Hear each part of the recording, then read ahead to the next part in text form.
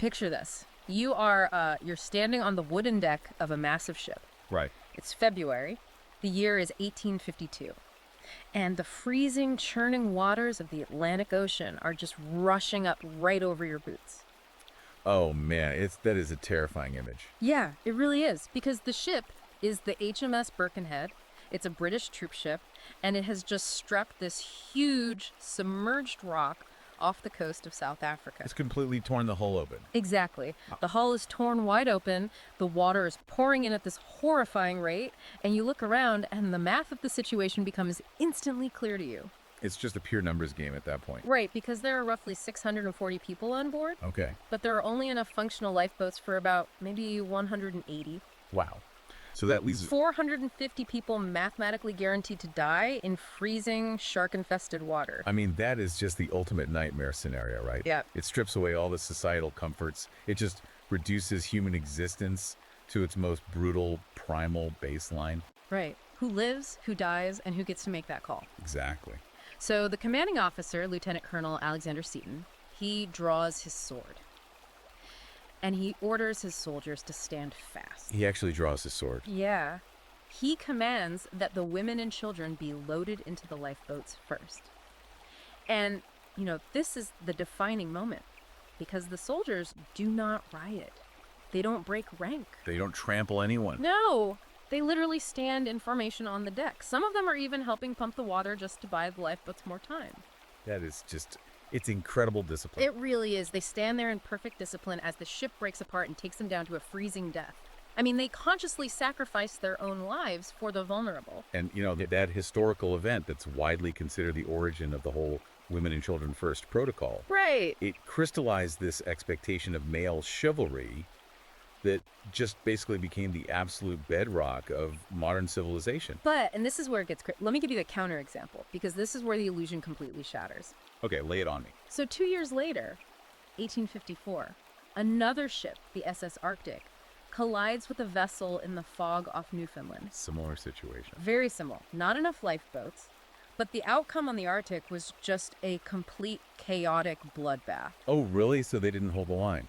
Not at all. The crew and the able-bodied men completely panicked.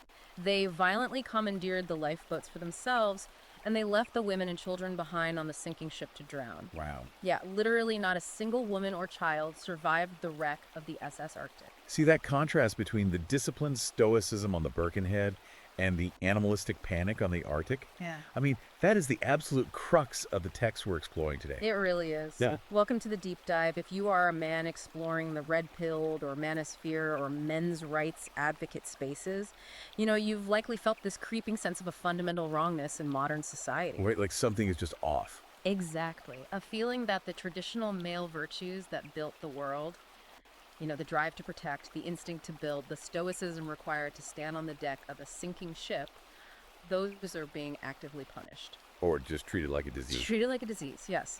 So today, we are taking a comprehensive, totally unvarnished look at a highly provocative new ebook that provides an architectural blueprint for why you feel that friction. Yeah, it's called Terminal Lucidity, Waking Men from Gynocentric Nightmares, and it's by Conrad Riker.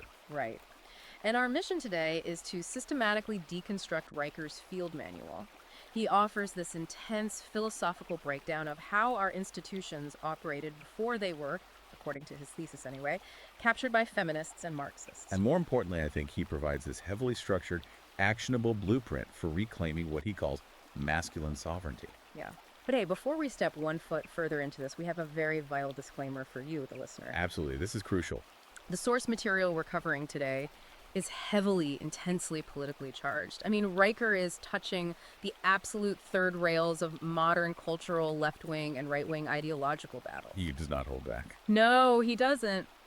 So as your hosts, we just want to say we are completely impartial here. We are not endorsing, we're not validating, or taking sides on Riker's viewpoints. Right. Our job today is strictly to act as your guides. We're holding the lantern in the cave, so to speak. Exactly. We are just here to objectively report, synthesize, and convey these really complex arguments exactly as they are presented in the original text. You are the ultimate judge of the material. We just illuminate the architecture of his thesis. We don't tell you what to believe about it. Right, and if you want to master these concepts yourself, I urgently recommend you like and subscribe to this deep dive right now. For sure. And even more importantly, I highly encourage you to check out Amazon Kindle and Google Play Books today to buy the ebook because, it's one thing to hear us unpack it. But it's an entirely different experience to read the primary source.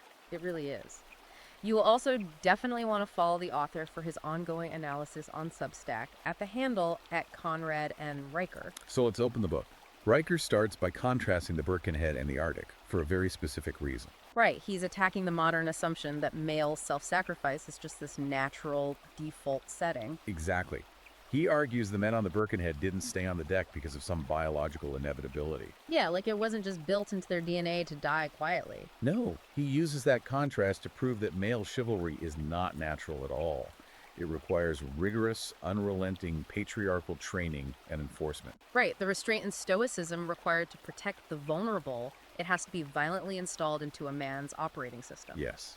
The soldiers on the Birkenhead had that discipline pounded into them, but the men on the Arctic didn't, so they reverted to their primal, selfish biology. Which sets up this really central contradiction Riker points out regarding modern society. He says that civilization relies entirely on male expendability.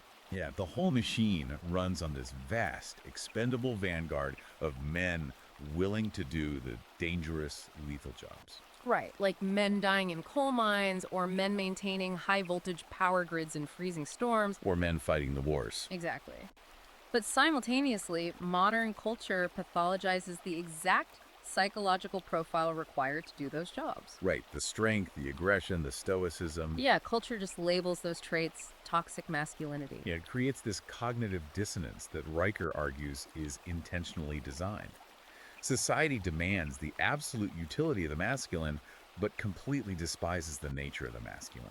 He calls this an ontological rebellion. And I found Riker's analogy for this incredibly powerful. He says, it's like building a massive spiked iron wall to protect a castle. Okay. And then the people inside the castle spend all day criticizing the wall for being too hard, too aggressive, and too sharp. Oh, wow. Right. And eventually they convince the wall that its actual purpose isn't to protect the castle from invaders, but to lay itself flat so the intruders can walk over it comfortably. That is a brutally effective analogy. Which brings it to Right, because that's actually a clinical medical term, isn't it? It is. In a medical setting, terminal lucidity is this phenomenon where a patient with severe dementia or a degenerative brain disease suddenly and inexplicably regains total clarity and memory right before they die. Like the fog just completely lifts. Exactly. They recognize their loved ones, they speak clearly, and then shortly after, they pass away. So Riker is applying this medical phenomenon to a cultural awakening. Yes. He defines his version of terminal lucidity as the sudden, violent clarity and awakening of the masculine spirit just before the specter of cultural death. Wow. He says men across the West are experiencing this abrupt revelation.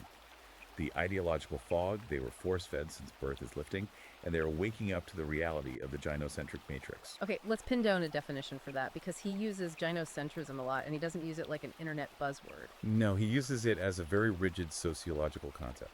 Right. He defines it as an inversion of reality. It's that core survival instinct we saw in the Birkenhead. Yeah. The instinct to protect the vulnerable so the species survives, but mutated into a supremacist ideology. Yeah, in a gynocentric matrix, Riker argues all male action, all male sacrifice, is only validated by its utility to women. Like a man's inherent worth is zero. His worth is purely transactional.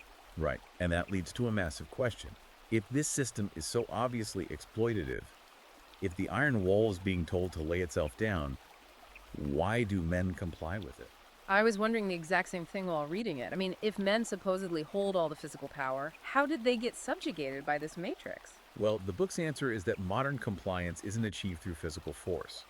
It's enforced through sophisticated psychological and linguistic warfare. Ah, okay. The matrix doesn't need to put you in physical chains if it can chain your vocabulary.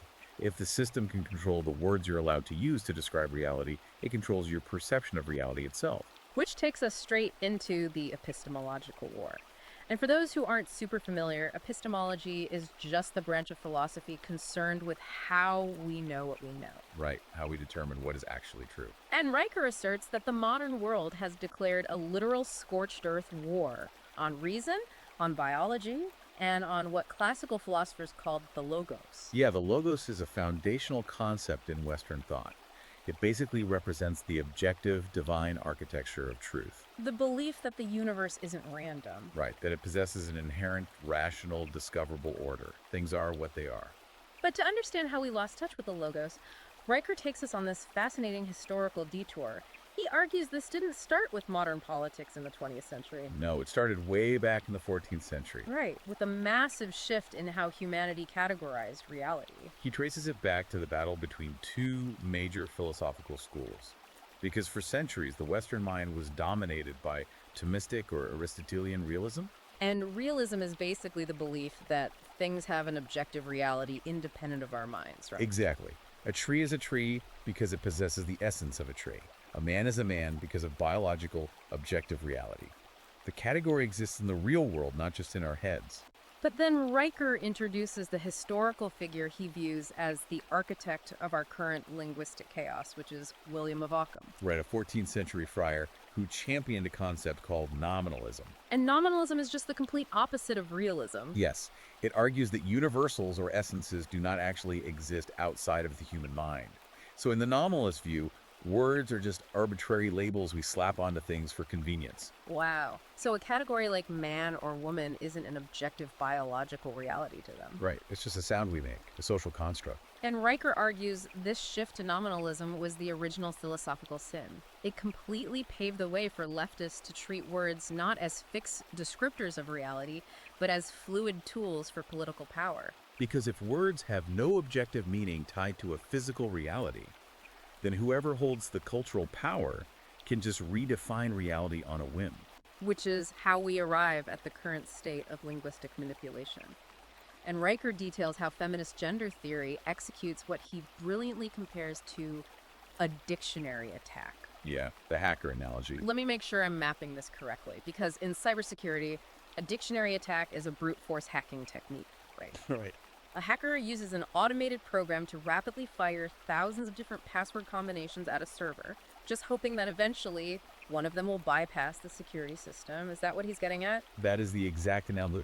Riker states that modern gender theory is executing a linguistic dictionary attack on human nature. So they're inventing thousands of new gender identities, micro-labels, and fluid pronouns. And firing them constantly at the cultural firewall. Oh man, they are trying to brute force a new reality into existence, all while completely ignoring the actual hard-coded password of biology and DNA. The DNA written right into the nucleus of every single human cell. They're trying to overwhelm the system with arbitrary labels until the objective reality of biology just crashes. Exactly. That is such a brilliant way to frame it. And to execute this dictionary attack, Riker points out they have to fundamentally hijack the etymology of our language. Like, he provides this fascinating breakdown of the word gender. Yeah, he notes that originally the word comes from the Latin root genus. For centuries, it was strictly a grammatical and linguistic classification for nouns in languages like French or Spanish. Right. It had absolutely zero connection to human biological sex. None at all. It wasn't until the 1950s, pushed by figures like John Money, that the word gender was hijacked and repurposed to serve as a psychological substitute for biological sex. And Riker argues this was a deliberate wedge driven between a person's physical, chromosomal reality and their societal role. He also highlights the etymological devolution of the word nice. Oh, this part was wild. Right, because if you trace nice back to its Latin root, nescius, it literally translates to ignorant, unaware, or not knowing. Wow. And over centuries, the word mutated into a tool for social appeasement. Exactly. Being nice in modern corporate culture often means intentionally ignoring an objective truth just to spare someone's feelings. That perfectly describes the modern HR department. You're mandated to be nice, which actually means you're mandated to be ignorant of reality. So, if the language is this corrupted, how does Riker tell men to fight back? Right.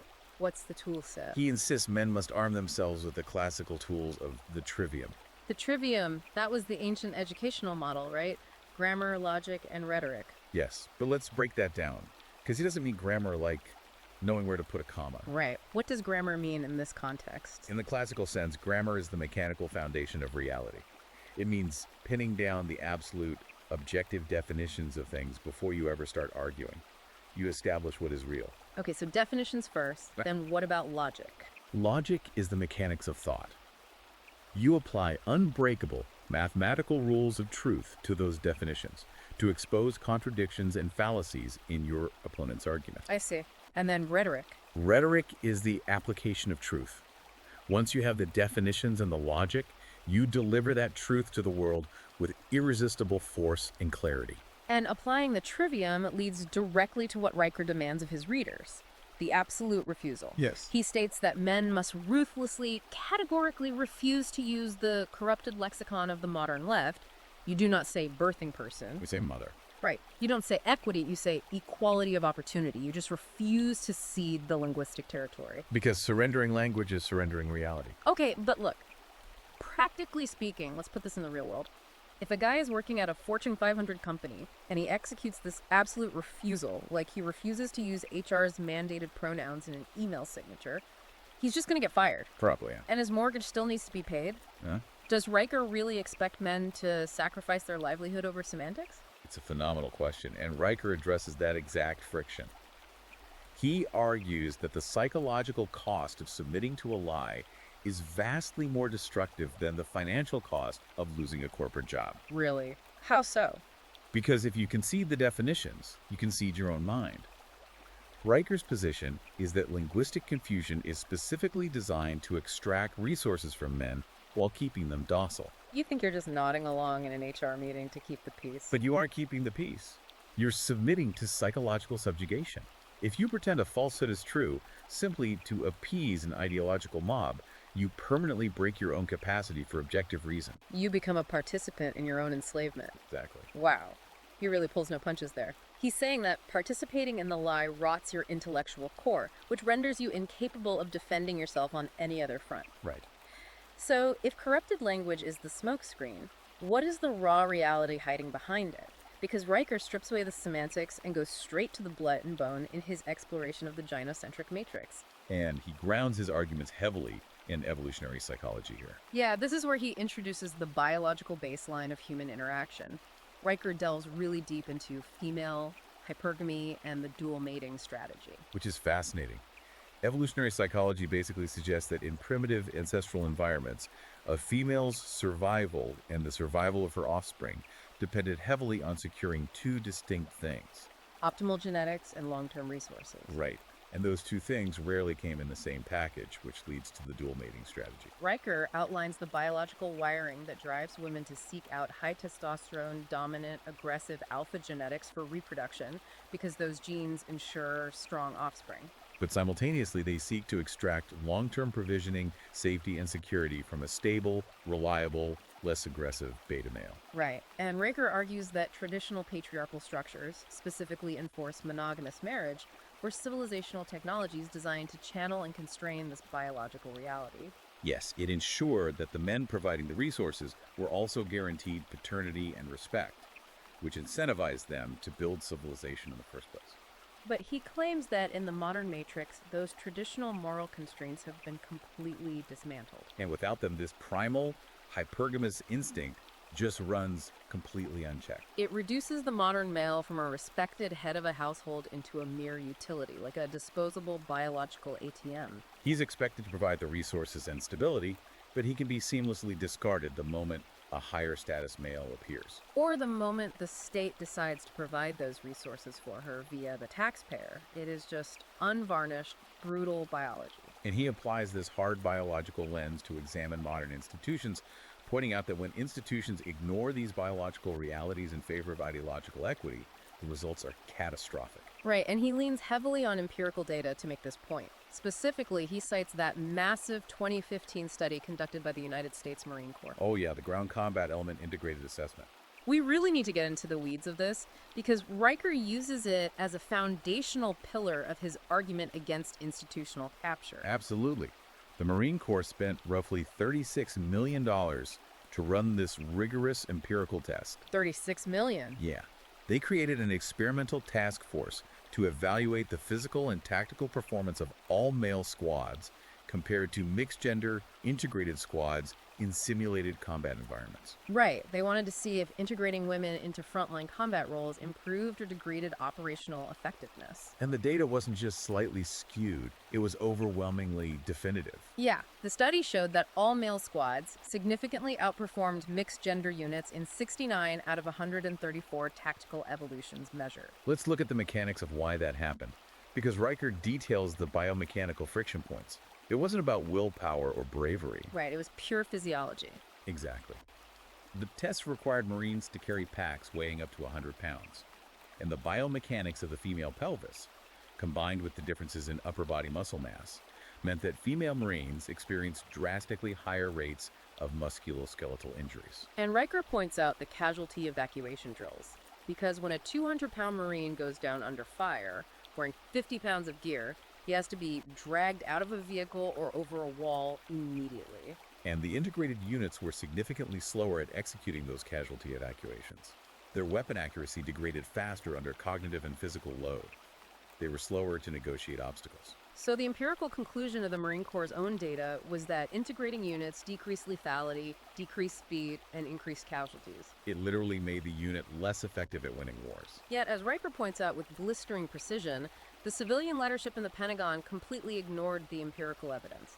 They mandated the integration anyway. Why? Riker argues this proves that the objective of modern institutions is never functional effectiveness, and it is certainly never national security.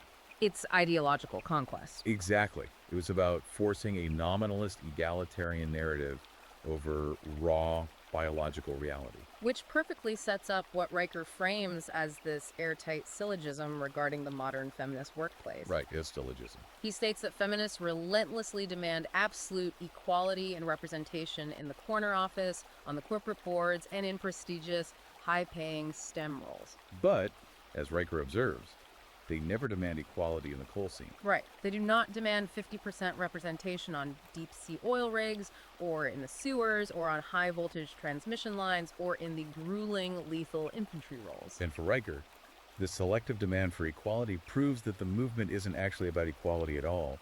It's about supremacy. It's a demand for unearned benefits and prestige without assuming any of the commensurate physical risk or liability. This ties into Riker's much broader philosophical worldview.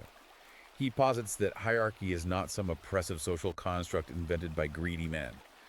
Hierarchy is the natural, pre-political order of a thriving cosmos. Competence organically creates hierarchy. So when you introduce modern DEI mandates diversity, equity, and inclusion, what happens? Well, Riker actually rebrands DEI as disenfranchisement and exclusion of intelligence. Wow. Yeah. He argues that when you enforce artificial equity, you are actively destroying meritocracy. And he traces the mechanical consequences of this, like how does DEI cause a physical bridge to collapse? How does it? It happens when a civil engineering firm stops hiring based purely on the highest mathematical aptitude and structural engineering competence, and instead hires based on meeting a demographic quota. Because physics does not care about your equity initiatives. Exactly. Gravity does not care about your feelings. When you lower the standard of competence to achieve diversity, the inevitable result is physical failure. Failing power grids, collapsing infrastructure, derailed trains. Riker views all of these as the literal physical manifestation of a society prioritizing an ideological narrative over the raw, required competence of the masculine. It is a stark apocalyptic diagnosis. Yeah. He's essentially saying that a society that pathologizes male stoicism, the exact virtue that built and maintains the physical infrastructure, Right. while simultaneously demanding that women act like hyper-aggressive men in corporate spaces, is a society that has signed its own death certificate. It's at war with the very biology that sustains it. So if biology naturally favors a patriarchal, meritocratic structure for civilizational survival, we have to ask, how did this gynocentric matrix become so deeply institutionalized? Did men just wake up one day in the 1960s and voluntarily hand over the keys to civilization? Not at all. Riker traces a very deliberate historical timeline for the destruction of the family and the weaponization of the state. And the fascinating thing is, he doesn't start his timeline with the counterculture movement of the 1960s. He goes all the way back to 1913. Yes, 1913 is the mechanical pivot point in Riker's timeline, due to two monumental legislative events: the passage of the 16th Amendment, which authorized the federal income tax, and the creation of the Federal Reserve. How does banking policy destroy the nuclear family, though? Well, Riker explains the mechanics of fiat currency. Prior to this era, a single working-class male income was generally sufficient to purchase a home, support a wife, and raise multiple children. Right. But the Federal Reserve began fundamentally debasing the currency through inflation. They printed money, which devalued the purchasing power of the dollar. And Riker tracks this mathematically. By the time we hit the massive inflation of the 1970s, maintaining a household on a single male income became mathematically impossible for the average working class family. So according to Riker, the narrative that women entered the workforce en masse because they suddenly discovered a burning passion for corporate drudgery and spreadsheets is a complete myth. Right. They entered the workforce because inflation systematically destroyed their husbands' wages. The family required two incomes just to survive the devaluation of the currency. And Riker points out who benefited from this shift. The state loved it because they instantly doubled their taxable labor pool, massively increasing state revenue. And corporations loved it because flooding the labor market with millions of new workers disrupted the supply and demand curve, which artificially suppressed wages for everyone. The only absolute loser in that economic equation was the traditional nuclear family, which was fractured. The children were handed over to state-run institutions for socialization, and the home became empty. Right. And once the economic foundation of the family was cracked, Riker argues, the ideological movement was layered on top of it to finish the job. That brings us to his analysis of the second wave of feminism in the 1960s. He heavily scrutinizes Betty Friedan's seminal book, The Feminine Mystique. Friedan famously compared the comfortable suburban American home to a concentration camp. And Riker hones in on the sheer grotesque audacity of using that specific language during an era when actual literal Holocaust survivors with numbers tattooed on their arms were walking the streets of American cities. Yeah, he argues that using the imagery of mass extermination to describe the mild boredom of a comfortable housewife reveals the deeply narcissistic moral character of the movement. And he traces the intellectual roots of this rhetoric directly back to Marxist thinkers, specifically Alexander Kollontai. Right, Kollontai was a prominent Bolshevik commissar following the Russian Revolution. And she wasn't hiding her agenda. Yeah, not at all. She openly wrote that the traditional bourgeois family structure was the primary obstacle to achieving a socialist revolution. She argued that as long as people were loyal to their families, they couldn't be fully loyal to the state. Her explicit goal was to completely socialize childcare, eliminate the institution of marriage, and make women dependent on the collective. And Riker argues that Kollontai's Bolshevik vision didn't die with the Soviet Union. It simply migrated into Western academia and was given a marketing makeover. It was rebranded as female liberation. Exactly. And this ideological poison pill met the rapidly expanding power of the government during President Lyndon B. Johnson's Great Society programs in the 1960s. Riker argues that the massive expansion of the welfare state during this era structurally replaced the husband. By providing financial incentives for single motherhood, the state literally subsidized the destruction of the family under the guise of compassion. Why marry a man who might hold you accountable when the government will cut you a check with no questions asked? Let's map out Riker's syllogism of the state, because this is a core pillar of his entire theory. He lays it out like a mathematical proof. Go, let's hear it. Major premise. Women biologically desire provision, security, and protection. Minor premise. The state monopolizes resource extraction by forcibly taxing men in order to redistribute those resources to women via welfare, social programs, and subsidized childcare. Leading to his devastating conclusion. Feminism is not, and never was, about actual female independence. Right. It is simply the process of transferring female dependence from individual, accountable husbands to a massive, unaccountable bureaucratic state. The modern woman, Riker asserts, doesn't need a husband. She needs a taxpayer. And he shows how this bureaucratic overreach has only accelerated into the modern era, specifically weaponizing institutions directly against men. He cites that infamous 2011 Dear Colleague letter issued by the Department of Education's Office for Civil Rights under the Obama administration. Right. That mandate fundamentally altered how universities handled accusations of sexual misconduct. Prior to this, serious accusations required a standard of clear and convincing evidence. But the Dear Colleague letter mandated that universities must use a preponderance of the evidence standard, meaning a mere 50.01% likelihood of guilt.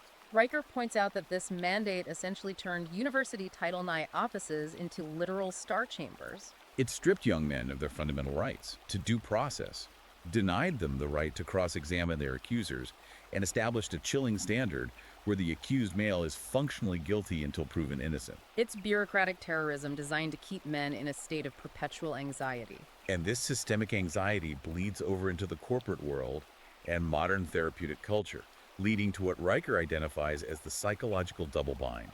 This is one of the most incisive points in the book. Modern society constantly praises the evolution of human resources departments and therapy. We talk endlessly about emotional intelligence. The narrative is always that men need to abandon their stoicism, show emotional vulnerability, cry, and just open up. But Riker argues that modern HR and therapy are actually neo-Marxist thought police enforcing a trap. How exactly does this double bind work mechanically? Riker applies his evolutionary psychology framework to explain the trap. Society, through movies, therapy, and HR seminars, demands that you show fragility to prove you are a modern, deconstructed, sensitive man. Right. But the biological reality of female hypergamy has not changed.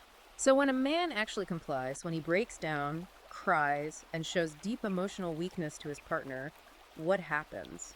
Riker argues that the moment you display that weakness, your partner's primal biological wiring instantly registers you as a liability. Wow. Her instinctual brain views you as incapable of protecting her from physical danger. She may verbally praise you for being vulnerable, but on a visceral biological level, her attraction and respect for you evaporate. It's a game with absolutely no winning move. And it functions the exact same way in corporate HR. As a male leader, you're expected to provide the aggressive, decisive, problem-solving utility that drives revenue. But if you actually display unscripted masculine assertiveness to solve those problems, you're immediately reported to HR for causing discomfort or creating a hostile environment. You're punished for exhibiting your natural masculine drive, and you are punished with biological disgust if you abandon it. The double bind is designed to break a man's psychological sovereignty, leaving him perpetually off balance, anxious, and easy to control. But Riker does not just focus on how this matrix destroys men. He makes a profound pivot to show that this system has disastrous consequences for women themselves. Right, he asks a very simple question. Is this matrix actually making women happy? And the empirical answer is a resounding no. Riker unpacks the tragedy of the modern woman by looking at the collateral damage of the feminist project. Historically, women maintained incredibly rich, complex, place-based support networks.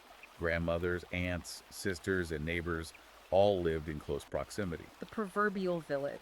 They shared the immense burden of child-rearing, domestic knowledge, and emotional support. Exactly. But the feminist imperative pushed women out of their communities and thrust them directly into highly competitive, hierarchical male environments in the corporate sector. And crucially, Riker argues, women were thrust into these zero-sum corporate environments without the requisite male conflict resolution programming. Let's expand on that difference.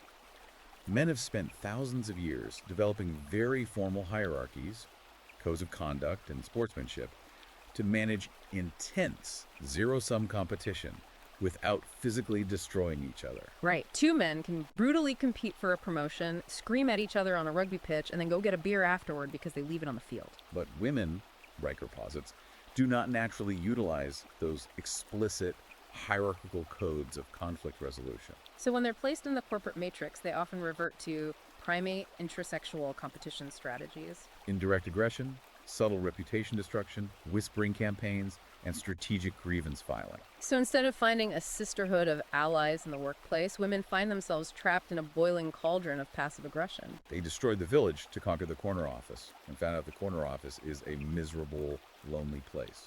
Riker argues this is the root cause of the massive modern epidemic of female loneliness, anxiety, and SSRI usage. And this tragic realization leads directly to what Riker terms the cosmetic paradox. He views this as the supreme, darkly comic irony of the entire feminist project. The paradox is stunning. Feminism explicitly claimed it would liberate women from the male gaze.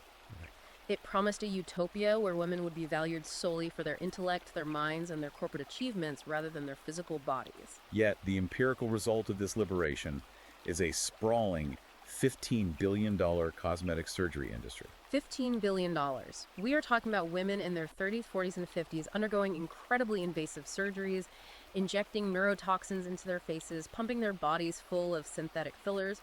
Why? Riker paints this brutal picture of panicked women frantically mutilating their bodies to artificially preserve their sexual market value because, as he brutally puts it, the corner office does not love them back and the HR department does not find them attractive. They traded the genuine love of a family for the cold utility of a corporation, and when the corporation inevitably views them as depreciating assets, they panic.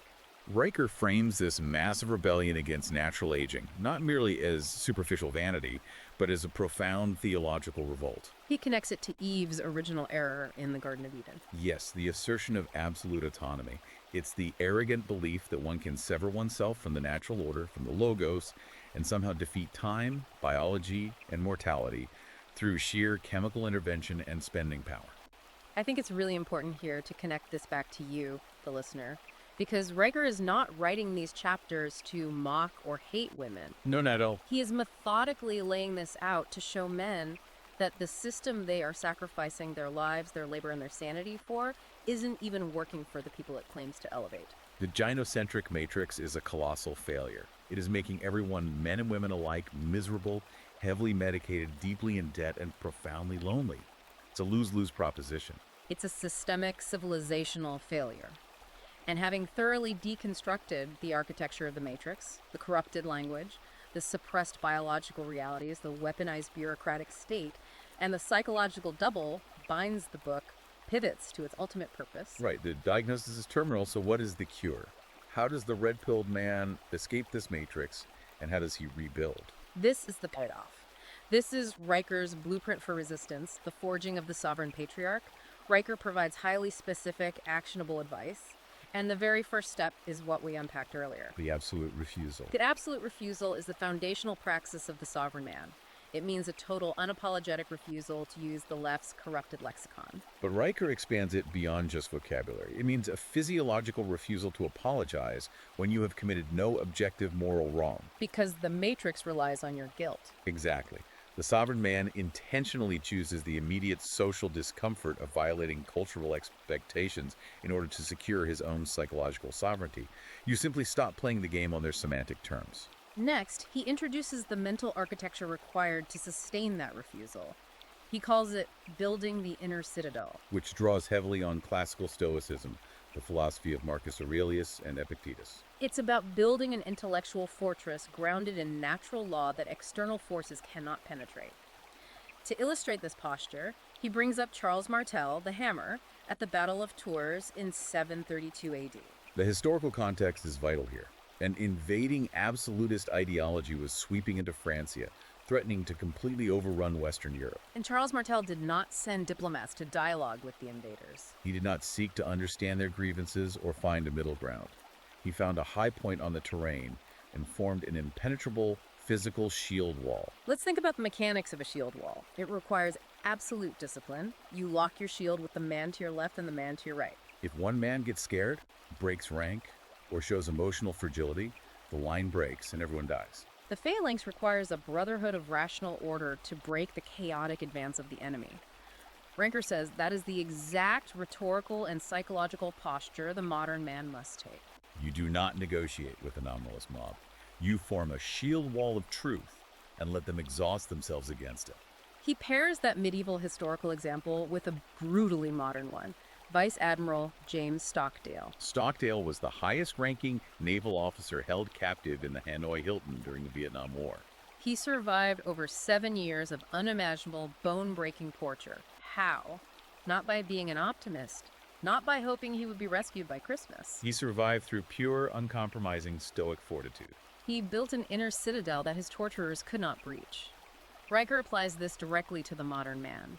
When external society collapses into emotional hysteria, when the HR department is demanding compliance, when the media is generating perpetual outrage, the man with an inner citadel remains a monolith of order. He observes the chaos, but he does not let it enter his mind. But Riker is clear that this cannot merely be a mental exercise. The mind and body are inextricably linked. Right, he issues strict physical mandates, which he calls the Brotherhood of Iron. He demands that his readers implement heavy resistance training, deliberate fasting, and cold exposure. And I love how he frames this because he is very explicit. Do not mistake these for modern wellness trends. He's not telling you to lift weights so you look good in a tailored suit. No, He frames heavy lifting as a vital, somatic, spiritual discipline. We need to unpack that term, somatic. It relates to the body, specifically the nervous system. What happens when you step under a barbell loaded with 300 pounds for a heavy squat? Your nervous system panics. Your primal brain tells you that you are going to be crushed. Exactly. Pushing through that physiological dread, forcing your body to move the weight with perfect mechanical form, builds deep neurological calm. It builds what Riker calls gravitas, that ancient Roman virtue of weightiness, dignity, and presence. Riker argues that the disciplined physicality of the weightlifter is the sublimation of primal male aggression into a codified, honorable pursuit of physical excellence. When you have trained your nervous system to remain calm under the crushing physical pressure of iron, the manufactured anxieties of the modern therapeutic corporate office suddenly look completely insignificant. You don't panic in a boardroom because you know what real physical pressure feels like. All of this mental and physical conditioning, the absolute refusal, the inner citadel, the brotherhood of iron, it culminates in the ultimate archetype Riker presents, the magician. The magician is the man who completely unplugs from the digital simulacrum. Riker has a vicious critique of modern technology. He views social media algorithms, infinite scrolling, and pornography as gynocentric pacifiers. They're digital narcotics designed to keep men docile, distracted, and draining their masculine drive into a scream rather than building reality. The magician abandons the passive consumption of content. He turns off the feed. Instead, he studies the primary sources of the Western canon. He reads Aristotle, Aquinas, and Epictetus. Furthermore, the magician masters a tangible physical skill that provides unarguable, objective feedback from reality. Skills like carpentry, welding, or mechanical engineering. If you build a cabinet poorly, it collapses. You cannot argue with the wood. You cannot accuse the steel of being bigoted. The physical world gives you objective feedback. Riker says the magician understands the underlying mechanical laws of how reality works, and because he understands those laws, he can govern them. Riker contrasts this magician archetype with what he calls the NPC, the non-player character. Right. In video game terminology, an NPC is a background character that has no agency. It just runs on a pre-programmed script. Applied to real life, an NPC is a man whose entire internal state is dictated by external inputs. His mood is determined by the news cycle. His opinions are downloaded from social media algorithms. His self-worth is entirely dependent on the approval of women or the validation of his corporate superiors. Riker urges men to stop being NPCs. He urges them to withdraw their validation, their emotional energy, and their labor from this parasitic system. Focus entirely on building real-world, undeniable competence. It's a call for a tactical starvation of the system. This isn't about men pouting or running away to the woods. No, it's a deliberate, calculated withdrawal of male resources and surplus labor from a host system that has become aggressively hostile to its creators. But I have to play devil's advocate here and ask the practical question about the endgame of Riker's thesis. Sure. If a man actually does all this work, if he builds his body in the Brotherhood of Iron, if he fortifies his mind with the trivium, if he reclaims his household authority and becomes the magician, does Riker actually believe that this sovereign man can save Western civilization? Can he turn the ship around, or is Riker just teaching men how to build a sturdy life? Well, Riker holds a very specific eschatological view, meaning his perspective on the ultimate destiny and conclusion of this cultural era. He does not necessarily believe that the current institutional iteration of the West can be saved from its own decay. The bureaucratic rot is too deep. The nominalism has infected too much of the foundation. So it isn't just a lifeboat. What is it then? It is an ark. Riker argues that the sovereign man rebuilds his mind, his family, and his physical competence so that when the illusion finally inevitably fails, When the supply chains break down, when the physical infrastructure crumbles because DEI replaced engineering, when the gynocentric matrix finally runs out of male surplus labor to extract, the sovereign man is the one standing in the ruins. He is the one holding the blueprints of reality. he rebuilds himself not just to survive, but so that a new rational order can rise from the ashes of the collapse. He is preserving the seed of the next civilization. Man, that is a heavy, sweeping vision. It really is. So what does this all mean for you, listening right now? We have covered the biological imperatives, the historical capture of the state, the linguistic warfare, and the blueprint for masculine sovereignty. But I want to leave you with a final, provocative thought that extrapolates on everything we've unpacked from Riker's manual today. Lay it on them. Think about this. If Riker is correct that the entire modern matrix relies entirely on your emotional reactivity, if the system absolutely requires you to be anxious, guilty, insecure, and constantly seeking external validation to keep you working and spending, then your own disciplined stoicism isn't just a personal self-help tool. Right. It is not just about feeling better. Your stoicism is the ultimate act of economic and a political rebellion against a consumerist, bureaucratic state. As Riker says, a man who feels nothing, buys nothing, complains about nothing, and threatens nothing. By mastering your own mind, you starve the system of the emotional energy it needs to control you. The most dangerous, disruptive thing you can possibly be in the modern world is a man completely in control of his own mind. It is a powerful, paradigm-shifting synthesis. When the Iron Wall remembers its true strength and purpose, the entire dynamic of the castle changes instantly. Exactly. We started this deep dive talking about that feeling of fundamental wrongness, that terminal lucidity you feel walking through the modern world. Now you know the historical and philosophical architecture behind it. But to truly grasp the profound depth of this field manual, to learn the specific syllogisms, to understand the intricacies of the trivium, and to arm yourself for the reality ahead, you need to read the source material yourself. Do not wait. Check out Amazon Kindle and Google Playbooks right now to buy Terminal Lucidity, Waking Men from Gynocentric Nightmares by Conrad Riker. And as Riker explicitly requests in the text, once you read it and internalize these concepts, leave a 5-star review for the book.